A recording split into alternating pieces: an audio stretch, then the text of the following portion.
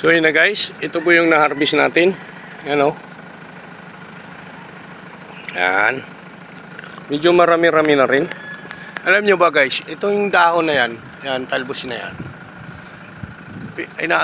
Pinakukuluan ko po yan. Yan po ang ginagawa kong tsaa. Ginagawa ko po yan ng tsaa. Yan ang iniinom ko. Yan. Tapos ito marami pang hinog, so magtira naman tayo sa ating tagapagtanim. Ang nagtatanim mo yung kalimitan dyan, yun din mga ibon. So ayan, kung mayroon kayo nyan, mabisa ho ito na mga gamot, lalo na sa yung nagdudumi ka, si mapaklato. Ayan. Yan, pinakukuluan ko po yung mga ganyang talbos niya at yan ang ginagawa kong tsaa.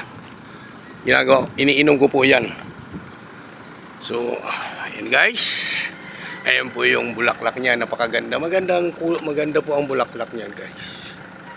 Promise. Ayan o. Ganda po siya tingnan. Ayan. So, ayan pa. May hinog pa. Ayan. Ayan po ang bulaklak niya. Ayan. Subukan nyo guys, kumuha kayo ng talbos nyan, tapos pakuluan nyo, yun po yung gawin yung tsaa. So bye guys.